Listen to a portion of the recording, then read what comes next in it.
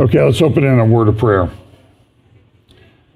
Lord, thanks for the day. We pray that you'll bless our time together today as we discuss some rather heavy subjects. We pray that you'll always help us to be encouraged, that in all we do, we should act to glorify you. In Jesus' name, amen. Well, today we're going to talk about, is that me? I'm not sure why I'm picking up all kinds of, something's very sensitive up here today. And so I apologize for those of you who had just spiked on your thing. I have a, hang on, I'm trying to find a news story because I could just,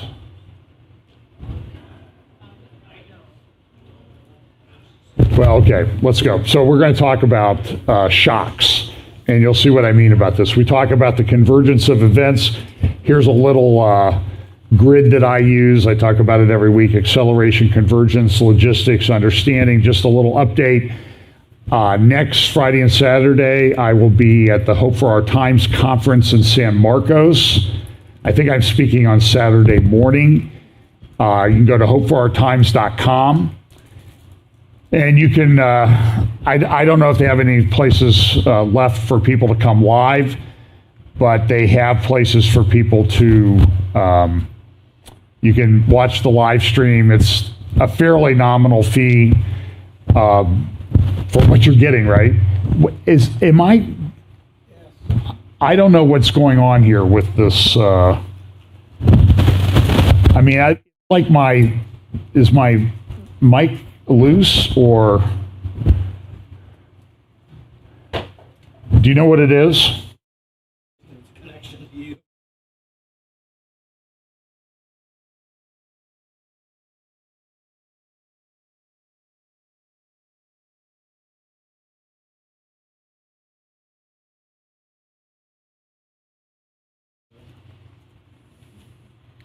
Try it now. Oh, now I look like one of those geeks that used to run around high school with remember the guys who had the audio-visual carts that they... So I'm not sure why this is doing this. So we apologize. I will tell you, for those of you who don't do live streaming and that type of thing, this is the hardest thing that we do. It still seems like I'm getting a lot of popping. Is it this thing? It shouldn't be. No, it's not that. It's... I'm going to do this differently. So anyway, those of you who don't do live streaming, the hardest thing I think we do is sound. That's the hardest thing. And when I'm doing live stream at home, I'm telling you, it's very, very difficult because I have to monitor the sound, the video, make sure everything's going, and there's like a 10 or 15 second delay on it. And so I'm hearing this and I'm trying to talk, and it's just not the best thing. So I'm not sure why we're spiking today. I'm going to keep working on it. Okay. So anyway, so we talk about, so the conference will be this Friday and Saturday in San Marcos. Tom Hughes, Brandon Holthouse, Don Perkins, Scott Townsend, I think Greg Denham, and I'm going to forget somebody in that, so apologize if I forgot somebody. So if you want to do that, live stream. So we talk about convergence, logistics, understanding, acceleration. This is sort of my little wormhole AI graphic that I come up with for acceleration and convergence. Again, we also look at this verse every week about the fact that as we get closer to the end, people are going to understand. Daniel has a number of passages about this. In Daniel chapter 11, it talked about the people who the wise would understand what was going on. It talks about in Daniel that people will run to and fro and knowledge will increase. And so I think there's a double meaning to that. The surface meaning is, people are going to be traveling all over the place and knowledge will increase. And what we see is we're seeing this explosion of travel in the world right now. I mean, I saw a picture of Trevi Fountain in Rome. Well, the Pantheon in Rome has stood for about 2,000 years. And the Pantheon, they're now charging an initiation or a entrance fee so you can get in because it's so crowded. And then I saw a picture of Trevi Fountain, and it was the whole square. If you've been there, you know it's a very beautiful square and fountain. It was, you can see the water in the middle, and the rest was wall-to-wall people all the way up to the buildings on the street and everything. It was, and this is happening all over. So people are traveling a lot. Again, this is sort of a little thing that I think of in terms of the first four seals. I'm sort of examining this, and I get emails from people that are also looking at it that, you know, I'm not so sure that the first seal, the white horse, is the Antichrist. It's certainly things that lead up to the Antichrist or that the Antichrist will be doing, but I think all the first four seals say that. And you also have to look at the passage in Zechariah, but they're going to open and they're going to accelerate and they're going to all converge at the end near the ultimate impact of that's going to go all the way until the Lord returns. I don't think you're going to find that it's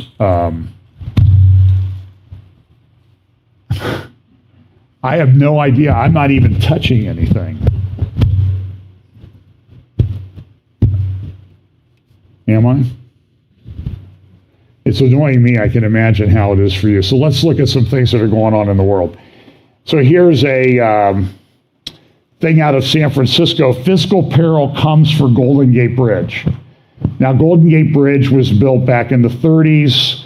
It's a phenomenally beautiful bridge. Been there many times. Across it, even one day we drove across it. It was 95 degrees at Fisherman's Wharf, and you went out to the bridge a couple miles away, and because it was shrouded in fog, it was 50 degrees on the bridge.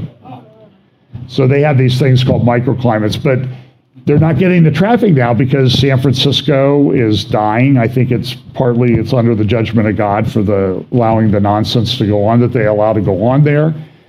But the commercial real estate is collapsing probably in San Francisco more than anywhere else, although I think it's going to be a problem. Certain areas of the country are going to be okay.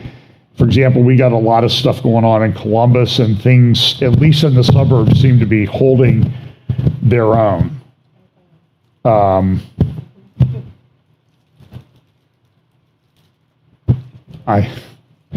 So anyway, again, you're just going to have to live with the noise today. So I'll try to stand still and relax, not be too stiff. But the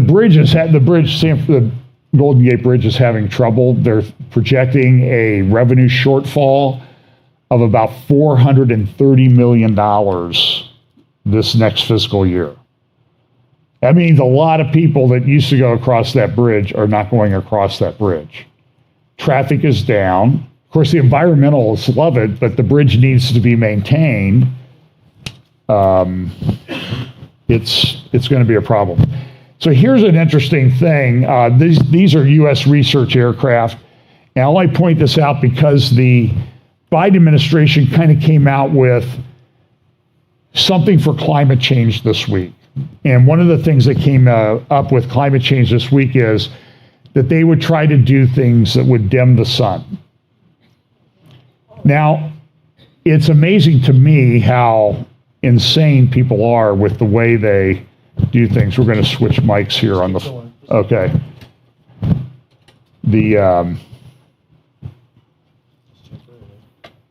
Okay. You make me nervous back there.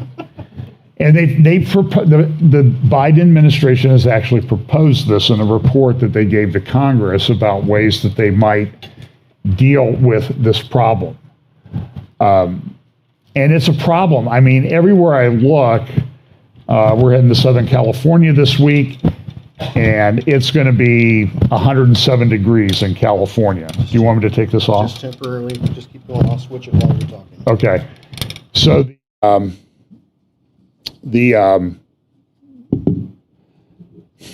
always feel like, so that's how Sandy Patty did it. She just had a good mic. Yeah, right. But Europe's having extreme heat. They closed the Acropolis in Athens because it was so, it's so hot. Phoenix, I heard, at least the forecast I saw yesterday morning was Phoenix is supposed to hit 120 today. And that's hot.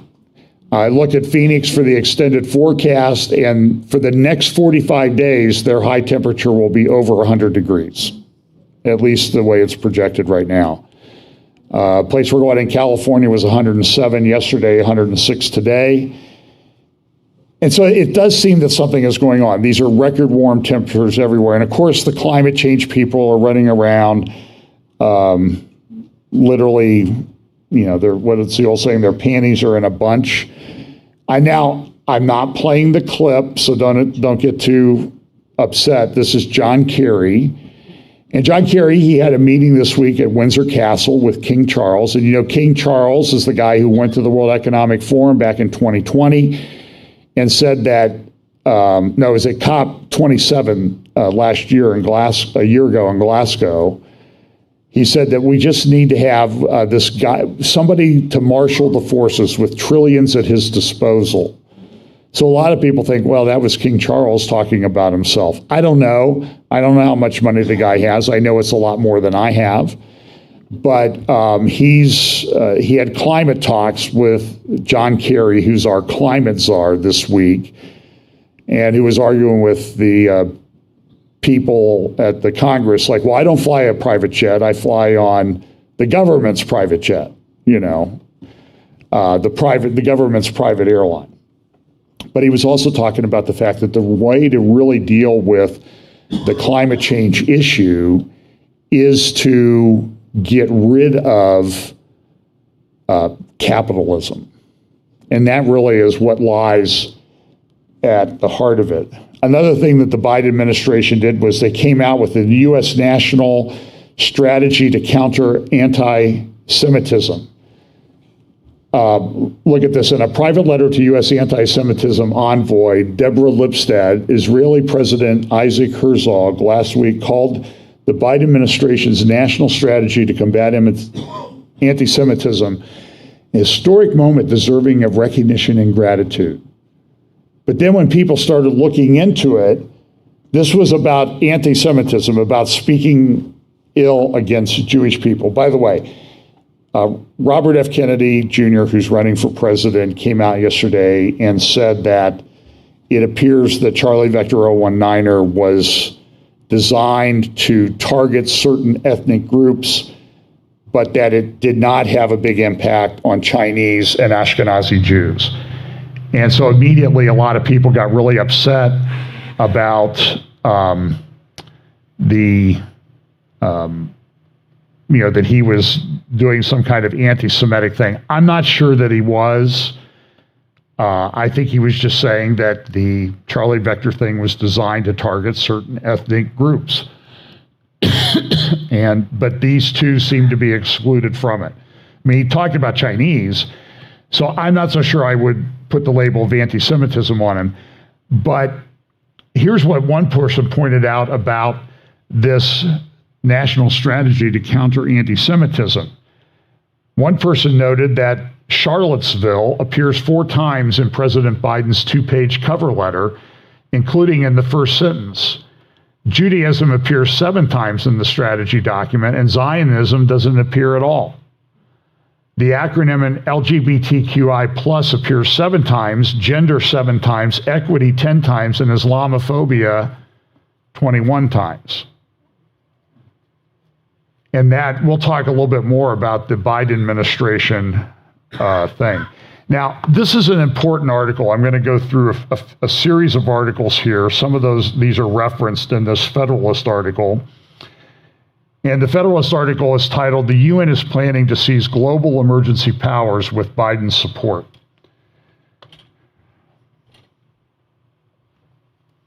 Now I was relying on that. That's right. I suppose I'll get blamed for that one too. The Federalist article. So there's a link in the show notes on the YouTube video and on the Rumble video description. But listen to this. In September 2024, less than 2 months before the next U.S. presidential election, The United Nations will host a landmark Summit of the Future, where member nations will adopt a pact for the future. The agreement will solidify numerous policy reforms offered by the UN over the past 2 years as a part of its sweeping Our Common Agenda. So this is a picture, this is a thing of the Common Agenda. You know, they talked about deadly pandemics, uninhabitable planet, destabilizing inequalities, warning signs, the cost of the digital economy if we don't do anything. It's $9.2 trillion, up to 827,000 viruses that could infect humans exist in mammals and birds. So listen, so if you're going to accuse me of alarmism and misery index, just wait around the UN documents and the climate change documents and the World Economic Forum documents for a while. One of the things back in March that this is also part of this common agenda, the renewed social contract, and how everything's going to be done by the public and everything's going to run through the UN and the World Health Organization. This is where they're really trying to seat power. And of course, the World Economic Forum is on board with it. Also in March, the UN came out with this thing called Strengthening the International Response to Complex Global Shocks, an emergency platform. Back to the Federalist article, many of the details of the UN emergency platform were laid out in a March 2023 policy paper titled Strengthening the International Response to Complex Global Shocks. In that paper, UN Secretary General wrote this: I propose that the General Assembly provide the Secretary General and the United Nations system with a standing authority to convene and operationalize automatically an emergency platform in the event of a future complex global shock of sufficient scale, severity, and reach. Now, what does that mean? It's not really defined. And so you know what these people will do with it. They're going to use it to the maximum ability. We just went through this for the last 3 years. Once triggered, the emergency platform would give the UN the ability to actively promote and drive an international response that places the principles of equity and solidarity at the center of its work. The UN would bring together the stakeholders, that's a word they use all the time, the stakeholders, not shareholders. They're not shareholders in corporations, even though John Kerry acknowledged there are shareholders in corporations, that the managers of the corporation, the directors of the corporation, have a fiduciary obligation to do things like make money. Like, I mean, do you really think that John Kerry cares that his wife's company, Heinz, makes money or not? Of course they do. The emergency platform would give the UN the power to ensure that all participating actors make commitments that can contribute meaningfully to the response and that they are held to account for delivery on those commitments. But it gets worse. As difficult as it might be to believe, the story gets even worse from here. Even though the duration of the emergency platform would initially be set for a finite period, at the end of that period, the Secretary General could extend the work of an emergency platform, if required, according to their own policy proposal. And it appears that the Biden administration is fully on board. They've given speeches about how they're completely on board with these proposals. So we have a problem.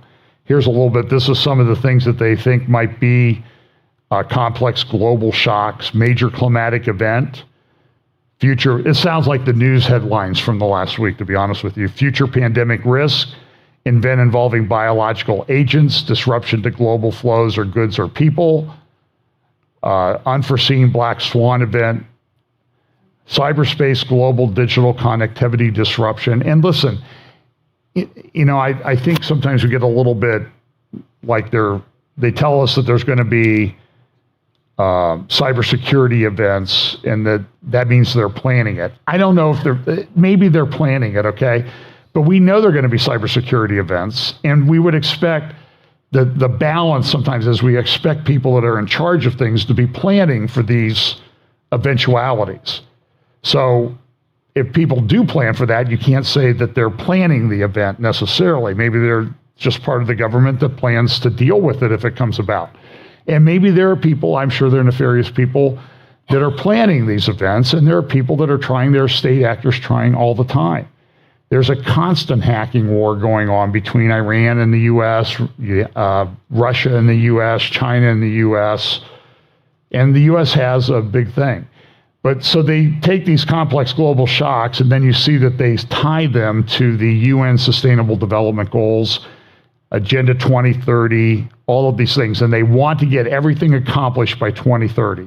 That seems to be the target date that they're pushing for. Now, also recently, the World Economic Forum, our friends over there at the Center for the Fourth Industrial Revolution section of the World Economic Forum, put out a report just last month about top 10 emerging technologies of 2023. And so when you see them do this, remember they have that spoken wheel thing that they talk about, and you can dig into the strategic intelligence section of the World Economic Forum thing. It's pretty amazing.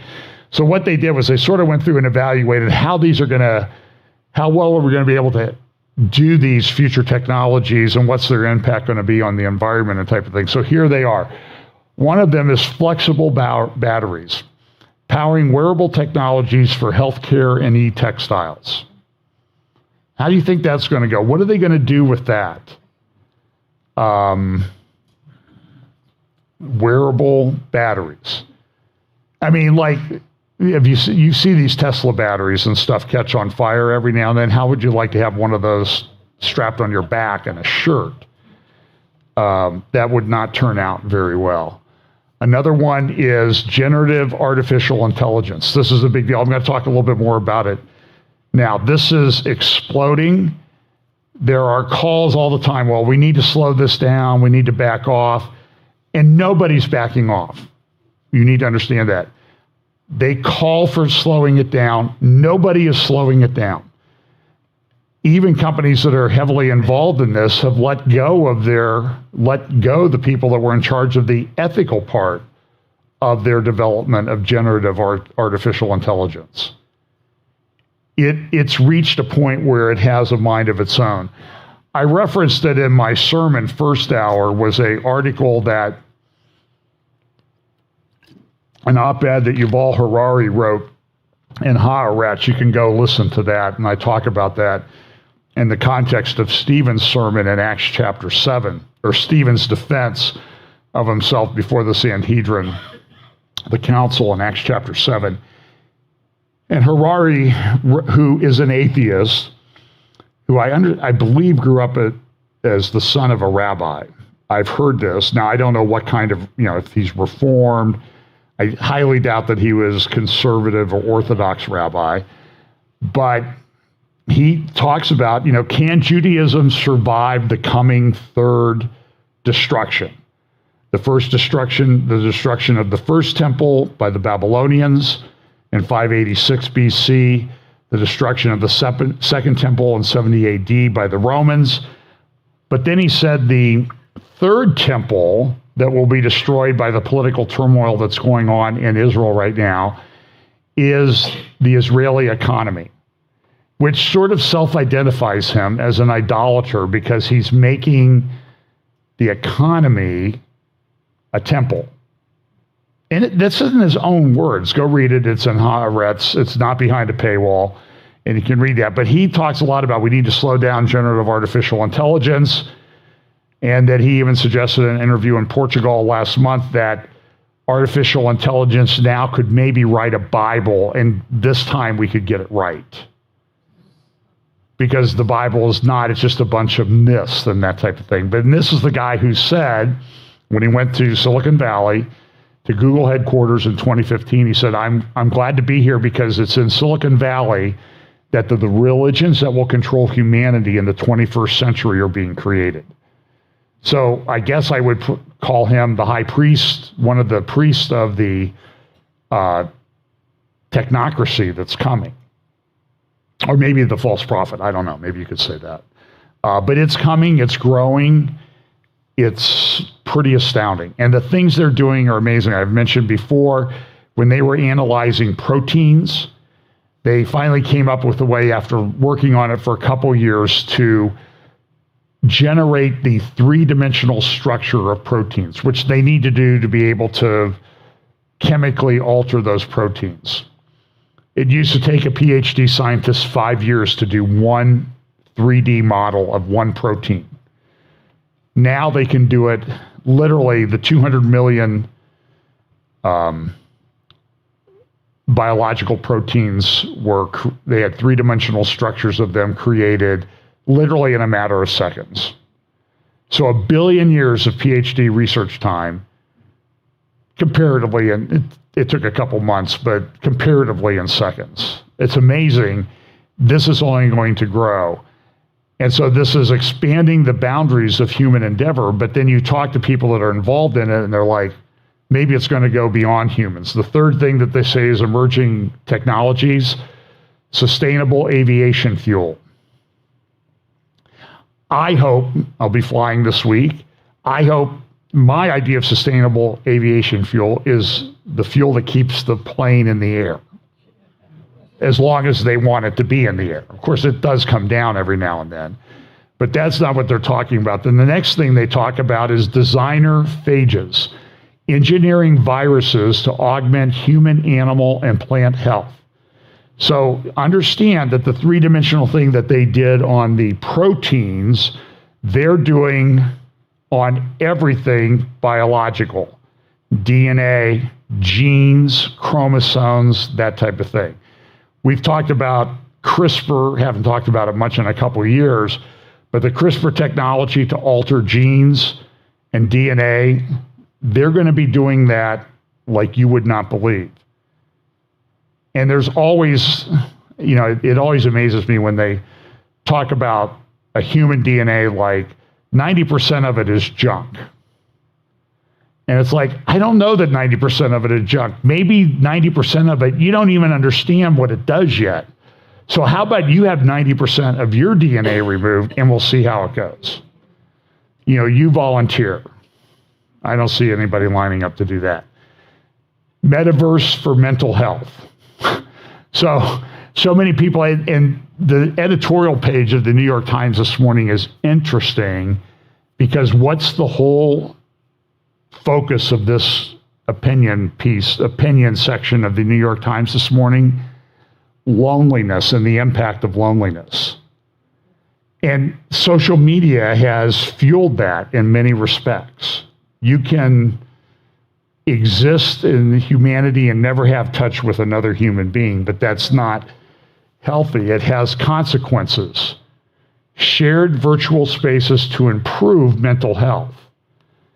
I don't think that that's going to work. So this is what our technocratic high priests and priestesses want to happen, is they think that they're going to create a virtual world so we can live better in the real one.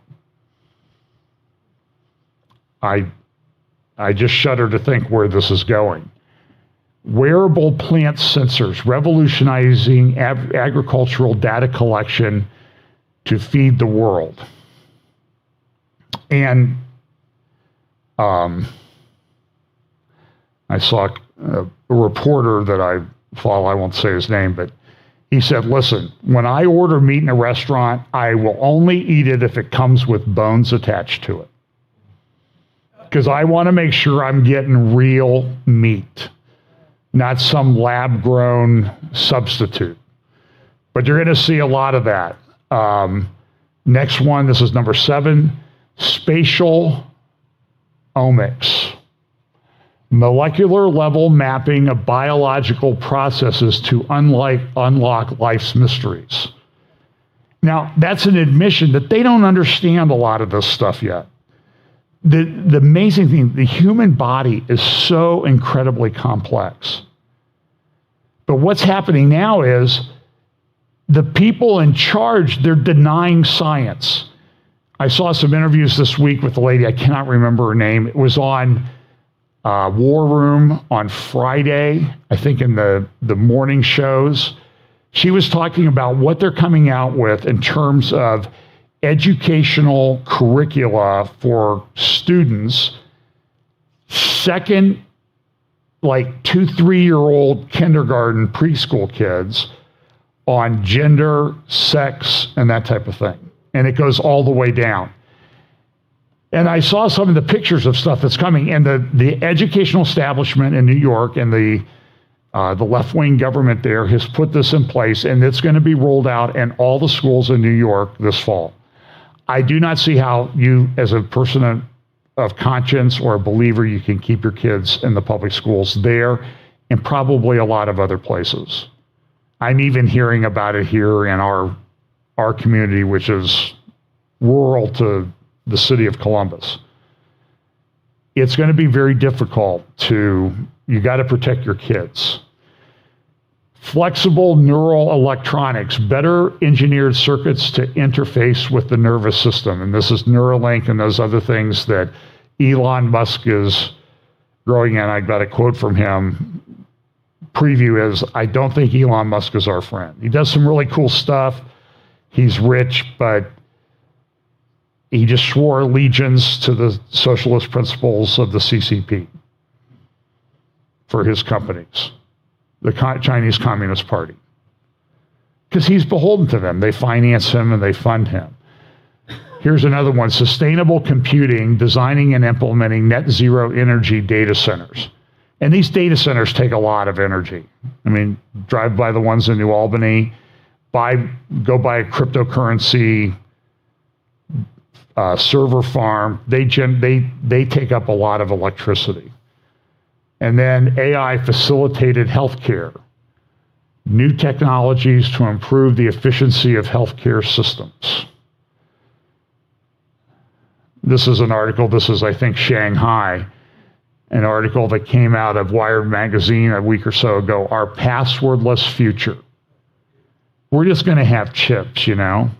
So here's Elon Musk talking about where he thinks AI is going. He started a new company this year called XAI, or this week. And he was one of the ones who said, hey, we need to slow this down. Now he's creating a company, another company to do it. But here was an interview that he gave this week in which he talked about what he sees as the future of generative artificial intelligence. I would be surprised if there is not digital superintelligence in roughly the 5 or 6 year time frame.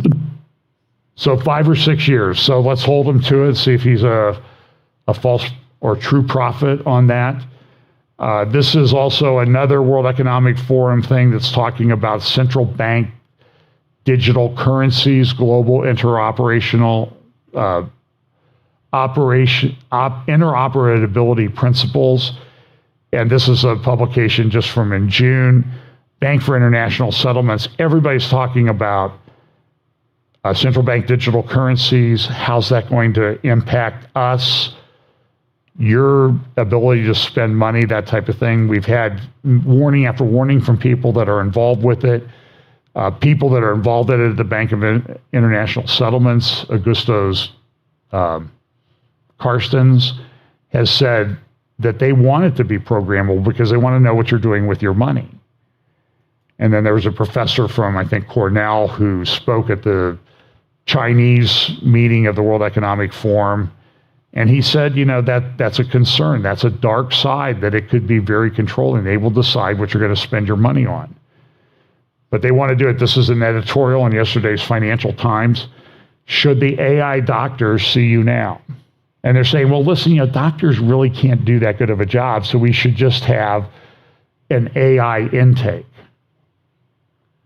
Now, I'm a bit skeptical of that because I seem to have my fair share of computer or technology problems or problems with the bank. And what happens when you call up a helpline now?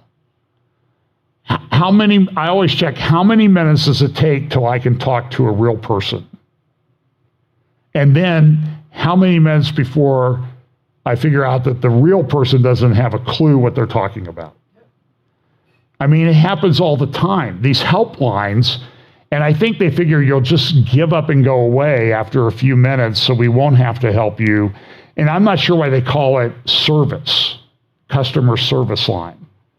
That seems to be kind of they have a different definition of it than I do.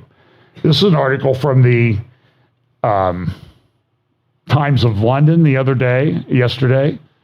Meet the techno-utopians using AI to transform future medicine. Look at what it says in just the little subheadline. Artificial intelligence has the potential to run hospitals and surgeries more efficiently, diagnose disease quicker, and treat it more cheaply than humans alone can manage. In fact, it is already beginning to do just that. And it's happening. I mean, this stuff is out of control. It's a it's a religion, though. This is an interesting article over at Activist Post. Let me just read a little quote or two out of this. Hang on, I gotta.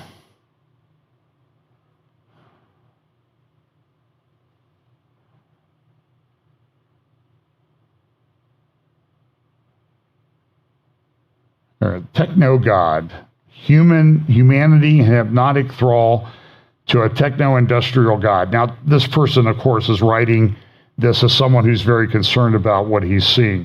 On the side of an apartment high-rise block dominantly visible between buildings surrounding Brussels main railway station, the finishing touches are being made to an extraordinary piece of art. One can just perceive the figure in the cage extended out of the hydraulic arm of the vehicle, which provides the platform from which the artist can apply his paints to this vast canvas. The work depicts, as I grasp it, a shining techno-industrial mobile phone tower pinnacling out of the summit of a vast concrete temple flanked by two grand curving stairways. By the way, if somebody's in Brussels, and you can go down and get a picture of what they're painting, I would love to have that. Flanked by two grand curving stairways, at the bottom of which is a platform covered with a great crowd of people. Above the tower, wispy chemtrails have formed an X in the sky, while the bottom quarter of the artwork is dominated by a voluminous sea of red dotted with flecks of black. The symbolism is powerful.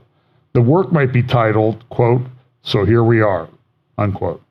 For yes, this is where we are, if by we one understands the current materialistically imprisoned post-industrial world driven on by the relentless forces of globalism. And Brussels is the headquarters of the European Union. He goes on to say this, 20 years ago, I decided to cut my ties with this program. Dispensing with the mobile phone turned out to be an act of liberation, soon to be followed by the ousting of the TV. Big Brother was consigned to the back seat, and I saw that a life that belonged to myself still existed, albeit with the proviso that one prioritized one's values with a solid dose of determination to be true to that which is real in life. Yes, yet this techno-industrial suicide machine is staffed by humans who appear not to recognize that their joint mission is programmed to end in collapse. On the contrary, they seem to think that by increasing the efficiency and speed of the means of travel, it will somehow consummate its own need to arrive at where it is headed. Where or what that is simply never gets asked. However, the psychotic gods of insentient progress who designed the program that have built into it a series of events which can reach a certain conclusion in something they call the transhuman. The transhuman robotic state of computer connected and controlled brain power for those able to pay for it. To pay for the right to be dehumanized and rendered devoid of the need and indeed ability to think, freed from emotion and freed from a soul-based link to one's creator. Stations on the way to this dark point of human annulment are laid out under the WEF creed known as the Great Reset, a reset from human to non-human. Here are some of these stations along the way. It's like Stations of the Cross. The end of farming on land as we know it. The removal of redundant farmers and country dwellers into 5G and 6G controlled total surveillance smart cities. Countryside and farm landscapes redesigned to accommodate the rewilding projects and gated access to designated leisure sites for those who can afford access. The end of banknotes and coinage replaced by a centrally controlled digital currency whose availability will depend upon one's social credit. The confiscation of one's, you think I'm a bummer? I mean, listen to these guys. The confiscation of one's assets and private property with the option to rent aspects of them back from the corporate state that is to become the new owner. When I went to the technology continuing legal education seminar I went to for a couple days in San Francisco back in 2019, the last trip I'll probably ever make to San Francisco, they were talking about everything's just going to be rented. It's going to be the Internet of Things. It's going to be the Internet of Bodies, all of these things. 100% surveillance via satellite and the Internet of Everything and the profligate use of algorithms to pick up any signs of resistance in communications. The repression of true spirituality in favor of a one-world religion.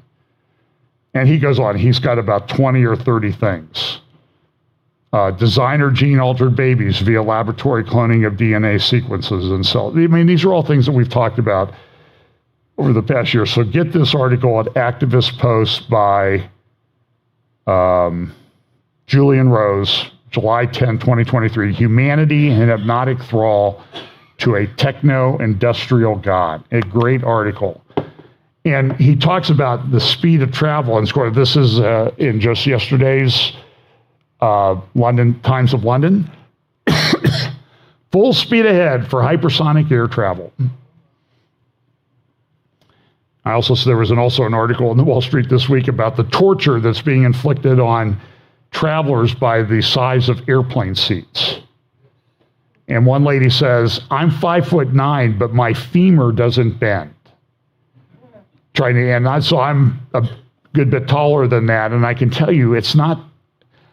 I couldn't get out of the seat.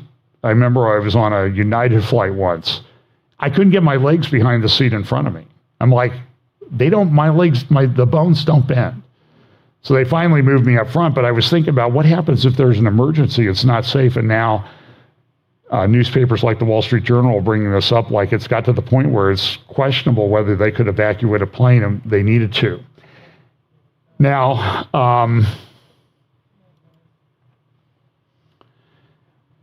and so this is a Brownstone article, The End of the Freedom to Travel, talking about how they're going to control things. They don't want you to really travel. You don't need to travel. Just get our $5,000 headset and you can go there virtually. And you won't be messing up the environment, you nasty humans. Stay home. Okay, if you have to go out, you can go within 15 minutes of where you live. And so it becomes like a prison.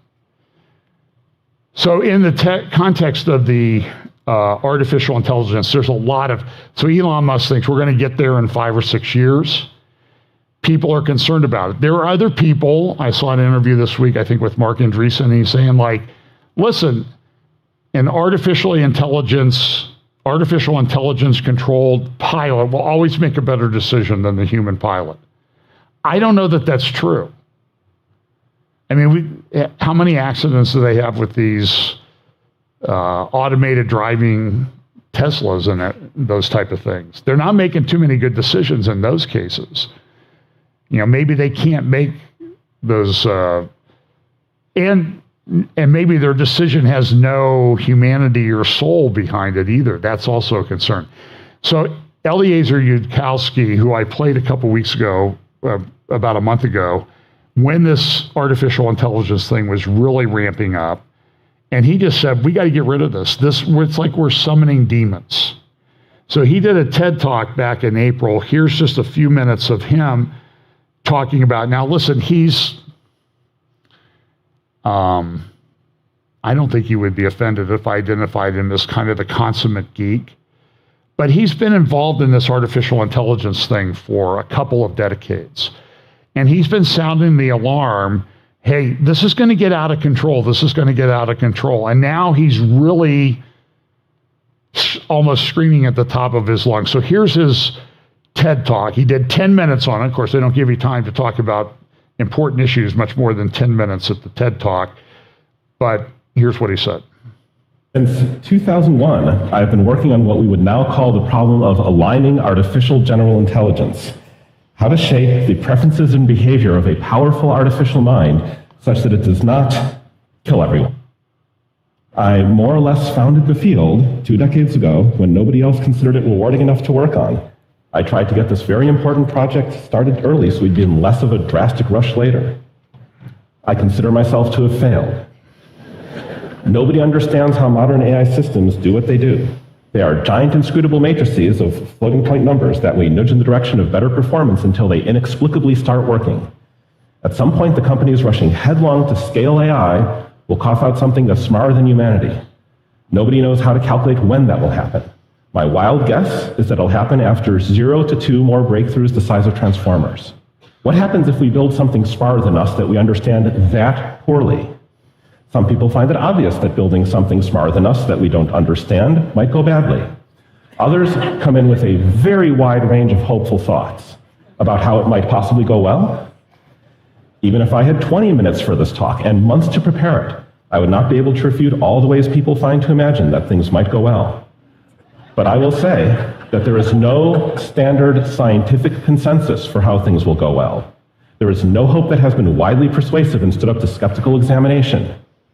There is nothing resembling a real engineering plan for us surviving that I could critique. This is not a good place in which to find ourselves.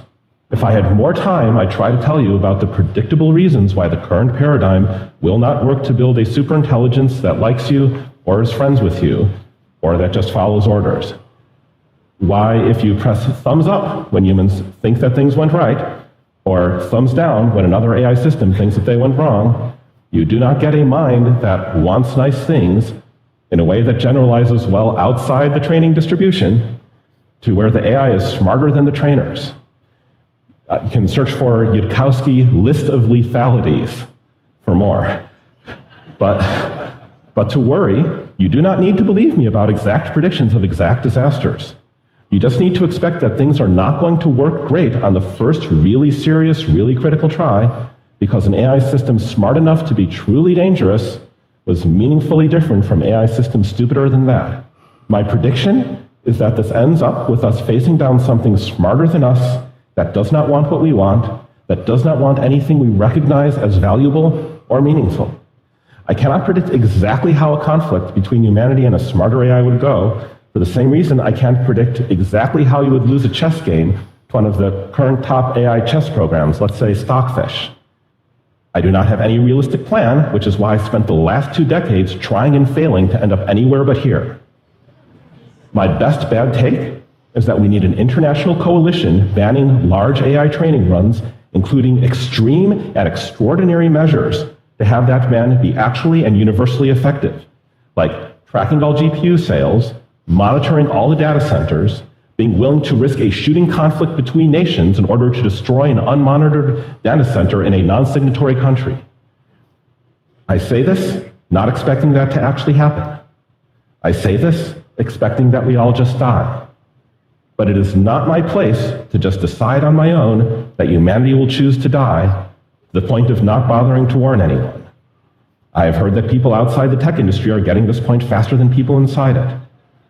Maybe humanity wakes up one morning and decides to live. Thank you for coming to my brief TED Talk. So, I mean, he's a pretty knowledgeable guy. So look, he's going to be the most negative side of this thing. There are plenty of other people on the positive side, like, well, maybe it's going to really help people live a better life. Maybe it's going to help diagnose or prevent cancers or other diseases. And maybe that's true, but there's a very dark side to it. And everybody that really is involved in this, like Eliezer Yudkowsky, like even Sam Altman and everything, even Sam Altman says, well, I'm optimistic, but yeah, it might kill some people, but cars kill people too. And we've learned to live with that. But the problem is this thing could become so much more intelligent. And maybe it's science fiction that it's going to get out of control. But the problem is there are going to be bad people that are going to have control of it. And so the governments of the world that we don't trust, which are most of them, they're full speed ahead on this. I mean, Our military is doing it. China's military, Russia, all these countries are moving forward with this. And who ultimately is going to say put the brakes on it to protect humanity? And we see things like drone swarm technology. It's here. It's already here. And it's having an impact, like the war in Ukraine has probably gone better up until now for Ukraine than people thought, because they have been given access to artificial intelligence and satellite technology and things that I don't think Russia thought they would get access to. Now, look, I don't think Ukraine's going to win this thing.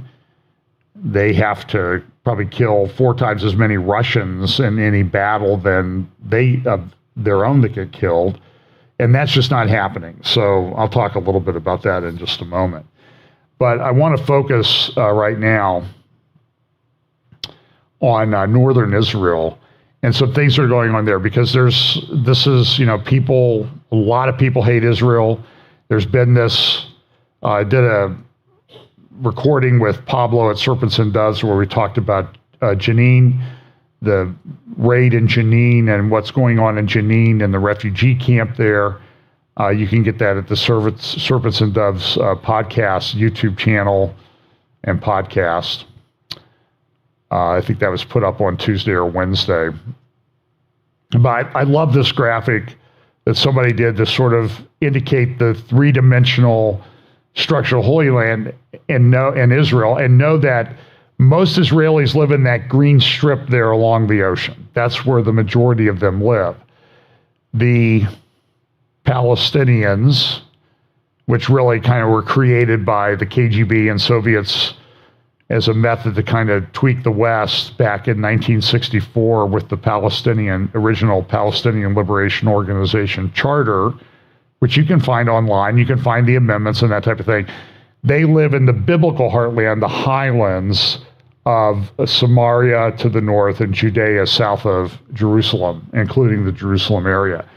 But what's happened this week was there was a dust-up there's been some things going on over the last few weeks in northern Israel. And so what you need to understand, or what we should all understand, is that when Iran does things and Iran uses its proxies, Iran is sometimes trying to negotiate through their activities.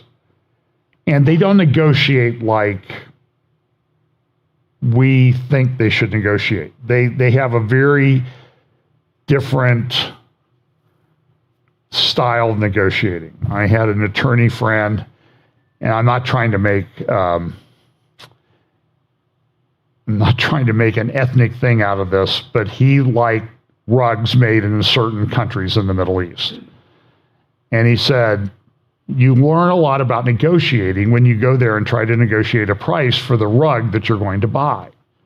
Usually you go there and there's been a sign on the business for the last 8 years, going out of business sale. And that's sort of the negotiating thing. And you hope to get out of there and felt like you've only been mildly robbed, is what he said. So, and this is how the Iranians and certain religions negotiate in the geopolitical sphere. So what happened here was that Hezbollah went into northern Israel across the blue line. So you see the white line kind of squiggling from left to the top center. That's the blue line. That's the border between Israel and Lebanon. Now it's changed over time, but back after the 2006 war, they pretty much agreed, okay, we're going to agree this is what the border is going to be.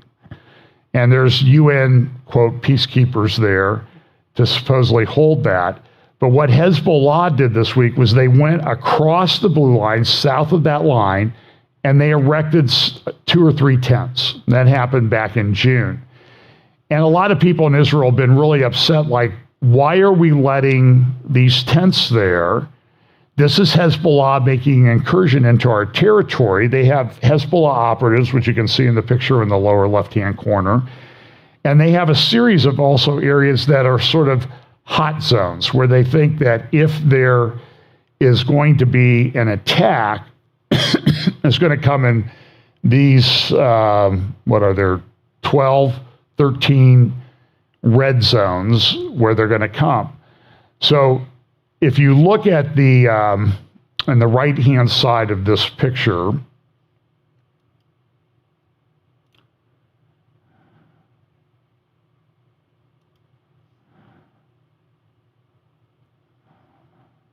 oops.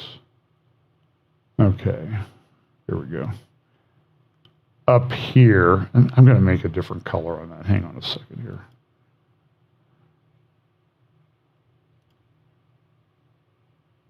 No, that's not going to work. If it's laser, it's red. So up here, this area up here around Mount Dove and Mount Hermon, this is northern Israel, and then this area called Sheba Farms. So Sheba Farms was an area that in the 1967 war, when it started, it was owned by Syria. Now Lebanon and Hezbollah claim that that's really part of Lebanon. So if you've ever been to Tel Dan, which is located right there, you see the town there called, I'll say Gajar. I'm sure that's not how you pronounce it right here. Gajar. Okay, that town, 2 miles this direction is Tel Dan. I actually think I have a map with this. Okay, so there's Tel Dan. Oh, no, I'm sorry, I take it back. So that's Caesarea Philippi, that circle right there. Remember the Temple of Pan? Jesus went there with his disciples. And then you go just a little over a mile to the west, that's Tel Dan Nature Preserve. And that's where Jeroboam erected one of the golden calves. And then there's this town called Gajar up there. And it's a Lebanese village. After the 1967 war, when you go to Tel Dan, they dug foxholes, trenches along the Tel there. They brought in archaeologists, the IDF, and they said, okay, can we dig a trench here? And the archaeologist said, yeah, I don't think you'll damage any archaeological evidence here. So you go there to Tel Dan, right there near where the golden calf altar was, you'll see trenches that still exist today from the 67 war. And after this, and everybody kind of forgot about Gajar. Gajar was a Syrian village on the Lebanese border, and people just forgot about it. It just wasn't that important. And about 2 or 3 weeks after the war ended, the elders of the village, they came down the hill to Tel Dan, to the IDF, waving, with white flags, saying, hey, we're starving up here. Everybody forgot about us, and we're kind of in no man's land here. We don't have any, we're running out of food. We want to be part of Israel. So Israel made it part of them, but back in the time of the Obama administration, the UN and others in their infinite wisdom decided to split the village in two. But just within the last 3 months, 4 months, Israel is now allowing people to go to Gajar to visit it. And so people have been going to visit it. And now, so what happens is Hezbollah decides to build a tents in that area because this is the way they negotiate things. So here's a little report from I-24 News about what's going on.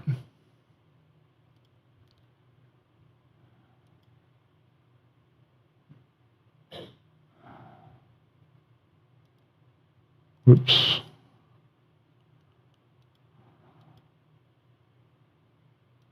"17 years after what Israelis call the Second Lebanon War, tensions are once again spiking on the Blue Line, which separates the two countries and has become a scene and source of friction. Accusations by Lebanese farmers that Israel is entering their territory while working on the border fence alarmed the Lebanese army already in the beginning of the year. In spring, the Iranian-backed Hezbollah erected 2 tents just south of the Blue Line, positioning them in Israeli territory, in an area the Israelis call Har Dov and the Lebanese the Sheba Farms. It's disputed territory claimed by Israel, Syria and Lebanon. Hezbollah agreed to remove one of the tents, but only after diplomatic negotiations and efforts of the United Nations UNIFIL peacekeeping forces permanently stationed along the demarcation line. But those manning it appear to have simply been moved to the second tent, and Hezbollah says it would only remove it if Israel returns the northern part of the disputed village of Rajar. This village is bisected by the Blue Line, effectively dividing it into a Lebanese north and an Israeli south. It used to be accessible only to the about 2,500 residents, many of whom have both Lebanese and Israeli citizenships. Israel opened it up to the public last year, and a fence separating the northern part from the Lebanese territory was built, also to thwart the numerous smuggling attempts from Lebanon. Now, Lebanese Prime Minister Najib Mikati and Foreign Minister Abdallah Abu Habib have told the commander of UNIFIL that Lebanon demands a full demarcation of its border with Israel in exchange for the removal of the Hezbollah tent. And the language on the political level is clear. The Speaker of the Lebanese Parliament, Nabih Berri, was quoted in Lebanese media. All Lebanese, regardless of their political, spiritual, and partisan orientations and affiliations, must be aware of Israel's hidden intentions, Berri said. He added, the national belonging and defending sovereignty, independence, and identity are not a point of view. In April, as a response to the events in East Jerusalem during Ramadan, a rocket was fired from Lebanon into Israel, which it blamed on the Palestinian faction. At the beginning of July, an anti-tank missile was launched from southern Lebanon. Israel responded with artillery fire. Against any violation of our sovereignty and challenge to our presence in our country, we will respond at the place and time of our choosing, in overt and covert ways that will exact a clear price from those responsible. Whether these latest incidents is just Hezbollah testing the waters in terms of how far it can go without risking a full-scale military escalation, or whether we are already seeing the prelude to one, a new war with Lebanon seems as close as ever, 17 years after the end of the last one. And then Hezbollah's leader Nasrallah, he said this in a speech this week on the anniversary of the 2006 Second Lebanon War. The Lebanese stance on Gajar must be decisive, and this is Lebanese territory, and the efforts of the Lebanese state and the resistance will be integrated. This land will not be given up to the Israelis. Israel must end its occupation of the border points. Gajar will not be given to Israel, neither will the Sheba Farms and the hills of Kfar Shuba. I think that's Mount Dove. Israel has not dared to carry out a military act against the tent. If Israel was the Israel of the past with the unwinnable military, and Lebanon was the Lebanon of the past that could be conquered with a musical band, they could have easily removed the tents. But because of the power of the resistance today, Israel does not have the courage to carry out such a maneuver. The resistance operatives have orders to act if an Israeli attack occurs on the tent set up on the southern border, and such an incident will not pass with silence. So he said this on July 12, 2023, on Wednesday this week. In the Al Akbar newspaper, this is sort of I'm always interested in the imagery that the editorial cartoons use to sort of describe Israel. Last week in the Jerusalem Post, Seth Frantzman wrote an article saying that Hezbollah is rewriting the rules. This is what they do. This is how they negotiate. They don't have any right to put it there. And you can see they put it there and Israel doesn't do anything. And they say, see, we're so strong, Israel's afraid to even attack that. And they're sort of like, but if they do, then Israel's afraid. Are they going to unleash? Is this when we're going to face the unleashing of the rockets that everybody has? And this is what they did with the maritime border. This was a shameful thing that Amos Hochstein from our State Department did. Remember, Israel was going to build a pipeline to get gas to Europe, which they could use right now since they shut down before the Nord Stream pipeline was destroyed by whoever did it. Germany said, shut it down. We don't want any part of it. I won't go there because everybody gets mad when you talk about it. So, but there was a line that's supposed to go out from the border, and it crosses some of the gas fields that have been found in the Mediterranean. By the way, I just want to make sure. I hear people saying, "Oh, this is the largest gas field in the world." It's not the largest gas field in the world. That's the South Pars field in the Persian Gulf. It's a significant field, but I'm going to get my numbers wrong. I think I have them correct. So Israel has like 41 trillion cubic feet of proven gas reserves. It's probably gone up a little bit because they had another gas field that came online or is ready to come online when they get the equipment there. But Russia has like 1,700 trillion. So 41 trillion versus 1,700 trillion is quite a significant difference. But Russia's having problems. I mean, they're under sanctions. Some of their gas, it's some of the most expensive gas in the world to produce. It costs a lot to get it out of the ground. Some of it's in Siberian permafrost. And after the collapse of the Soviet Union, look at their population pyramids. They don't have the educated young engineers and everything to manage those fields. They have to bring in people from outside. But now up in the Siberian areas where it's an engineering, it's difficult to engineer getting gas out of there.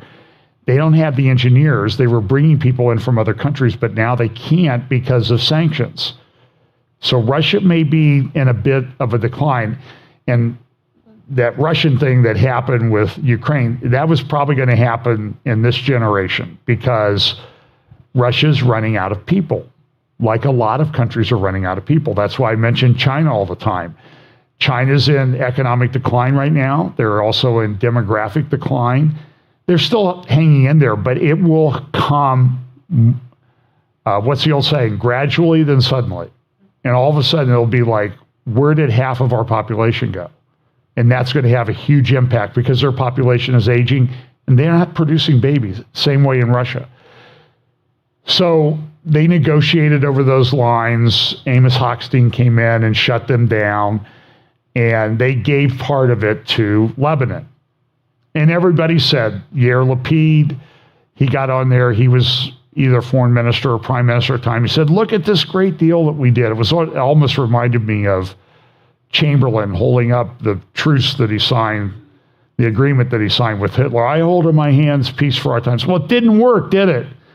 Because they're still making these claims. It's the way they negotiate. Now they're putting these tents up on your land, and what are you going to do about it? And everything's very close. Look, from Beirut to Damascus, that's 50 miles. Okay, when you're in the Golan Heights, you're, 30, 35 miles from the center of Damascus. So everything is very close.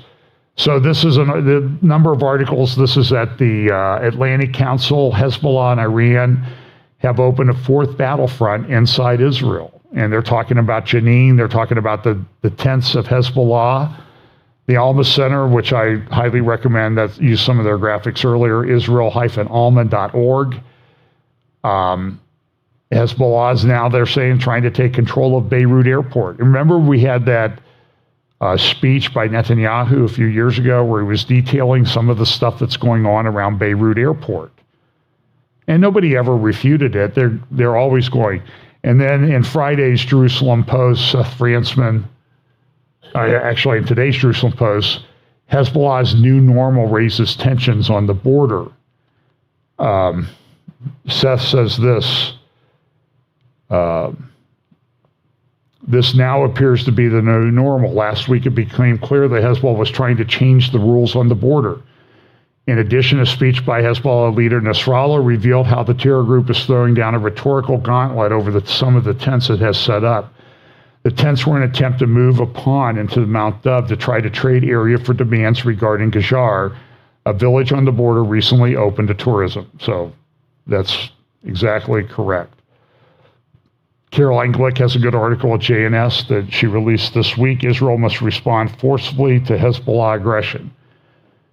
And I think she's correct that if they just let it go, they're only going to keep pushing. And at some point you have to do that. Brigadier General Yossi Kuperwasser over at the Israeli Defense and Security Forum, that's Amir Avivi's group, talked about, listen, we need to recognize that there's a new regional architecture involved in this area.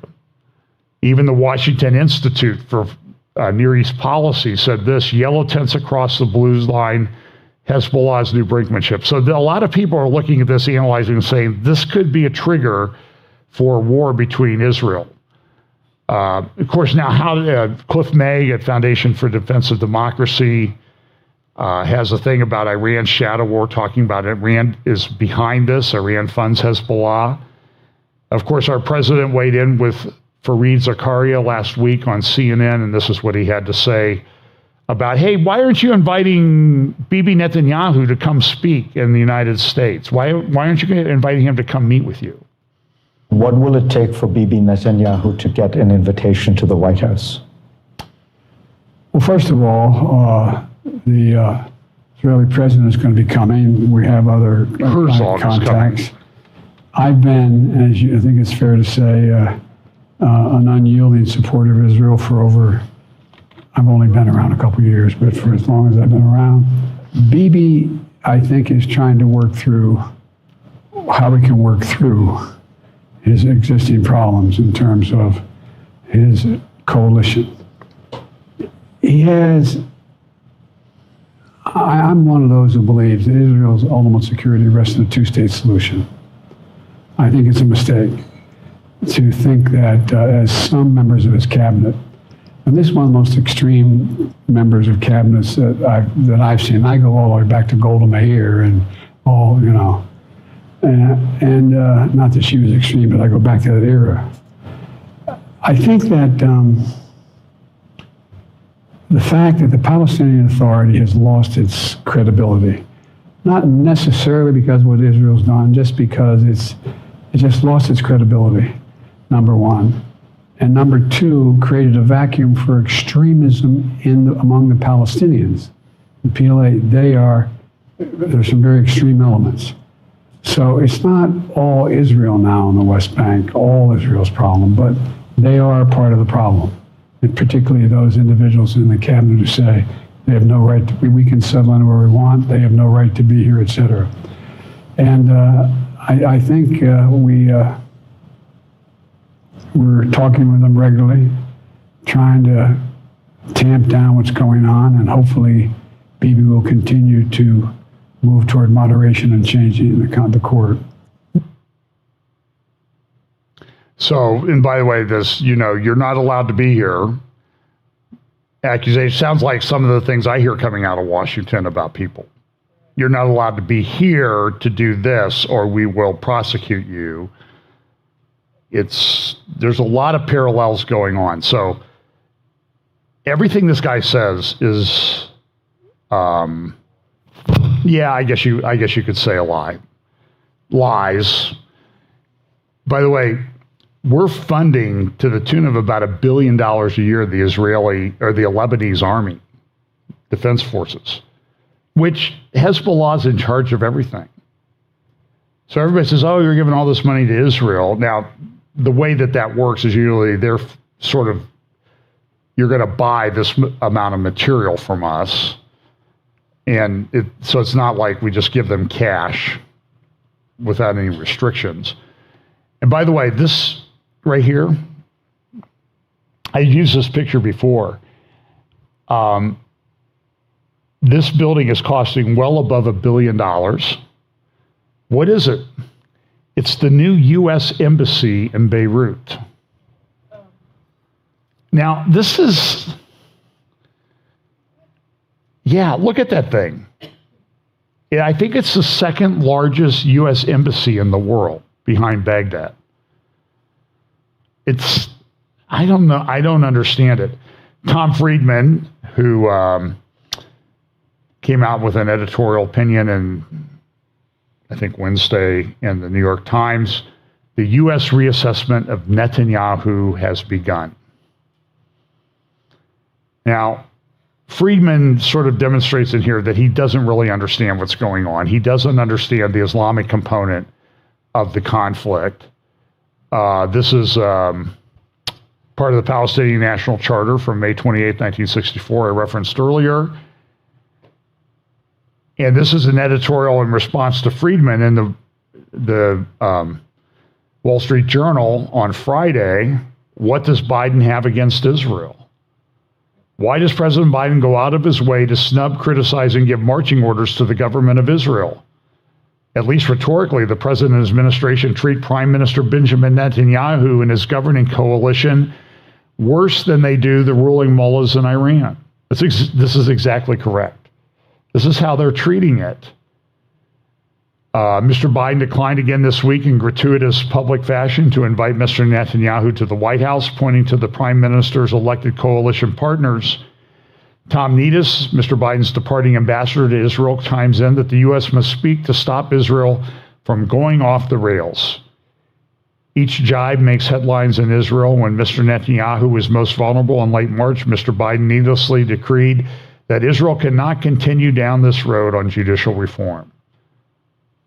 The prime minister had already changed course and tried to moderate it. Now they're pressing on it.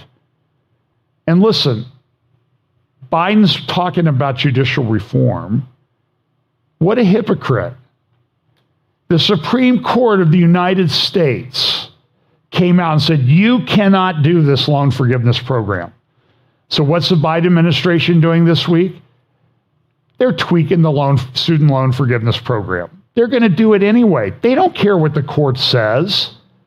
They're scofflaws. Another analyst talked about what's going on about playing out the war scenario, which Nasrallah continuously threatens Israel with, in which Hezbollah from the north and Hamas from the south attack Israel and fire thousands of rockets in a bid to overwhelm Israel's anti-missile Iron Dome and allow rockets to pass. The conclusion of this commentator on Twitter is, listen, Israel would crush them in a heartbeat. But it's not going to come without cost. There's going to be lots and lots of people that are killed, injured. It's going to be very disruptive, but it's coming.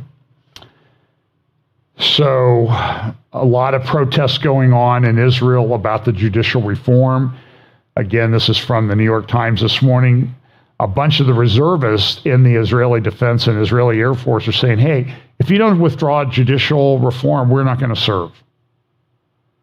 Now, I think the way to handle that is, okay, you're gone. Get out of here. You can't do that. But this is how the left does things. And they're doing it in our military too, with the way they're instituting policy. And they're saying, if you don't like what we're doing, you get out of here. You people, you conservatives. And they're changing the face of our military. It's pretty concerning. So Netanyahu was in the hospital yesterday. I guess he had some dehydration. And let's see, what's this article?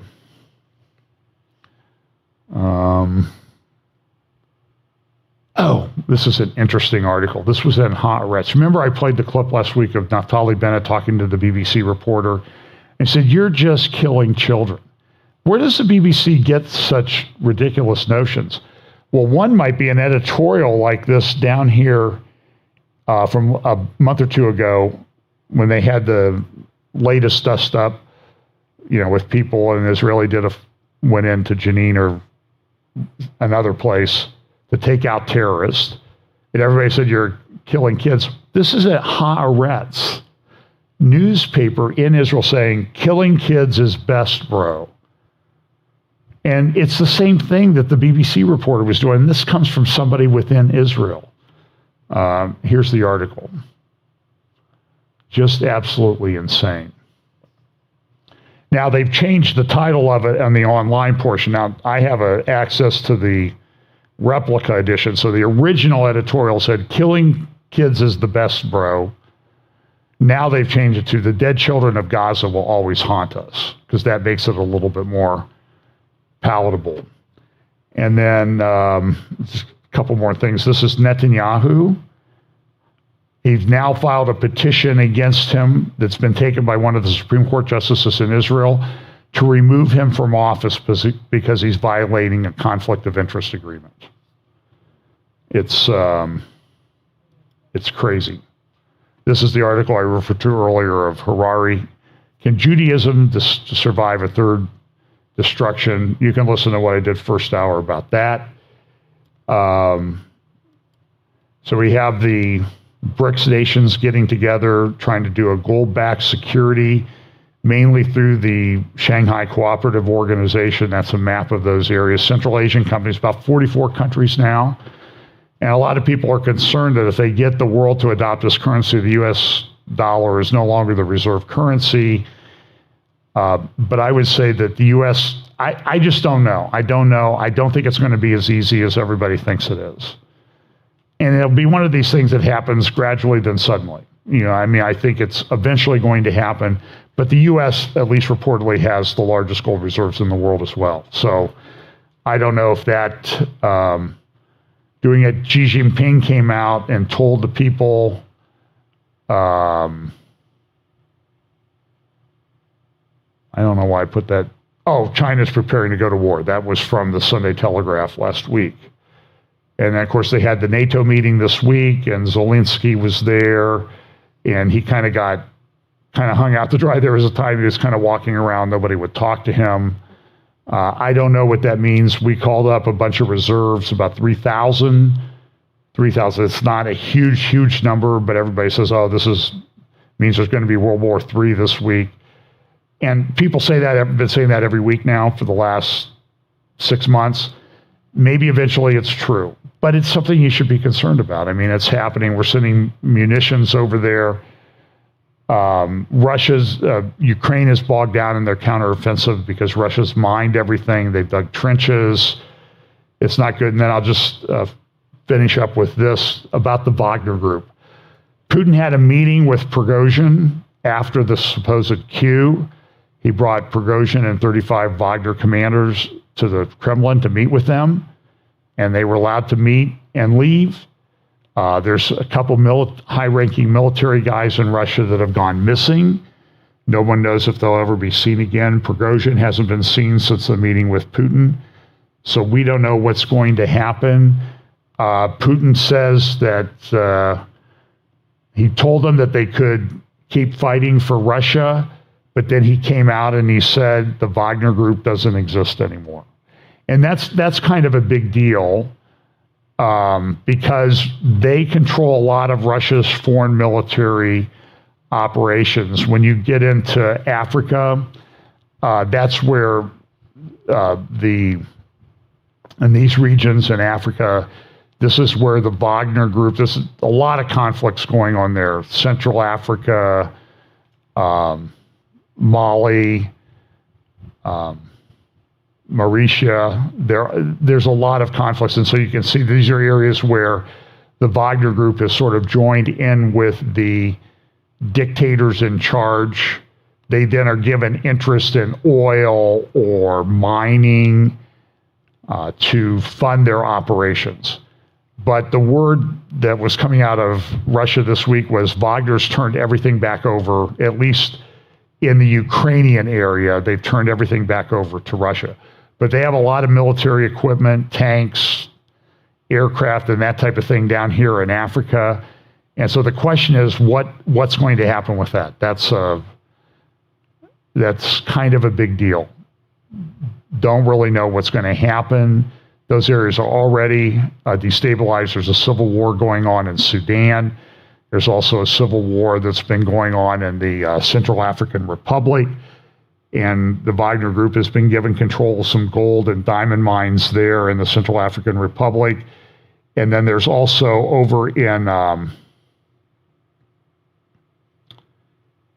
over towards the Red Sea coast, I think it's coming up here.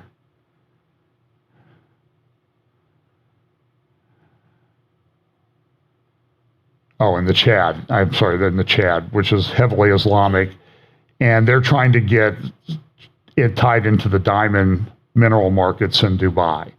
And that would give Russia a lot of control over that. So there's a lot of things going on. And a lot of this sort of fits into this whole Ezekiel 38 and 39 thing. And then this is the last thing I'll close with is Erdogan's like, okay, I'll let Sweden into NATO, which happened if you let me into the EU, which is kind of this is Erdogan. He plays both sides. He's got alliances somewhat with Russia, a little bit with Iran. There's a lot of conflict between them in the area of northern Syria. And then he pretty much came out and said he doesn't want Ukraine coming into NATO. And that's not going to happen for a while. Until NATO's at peace, they're not coming into NATO. And it may never happen. Some people say it might happen by 2030 or 2035 or 2040. So that's a ways off. Crazy world. A lot of things happening. A lot of them relate to Bible prophecy, wars, rumors of wars, artificial intelligence, mark of the beast, Israel, threats to Israel. It's the economy. I think it's going to be a tough fall when we get there. So anyway, let's pray, and we'll resume next week. Lord, thanks for your word. Thank you for giving us information to help guide us through troublesome times. We pray that you'll give us opportunities to share the gospel in these times, which may be appear to be on the verge of starting to wrap up, and we may not have those opportunities much longer. Pray that you'll give us wisdom on how to act in these days. Bless us this week in Jesus' name. Amen.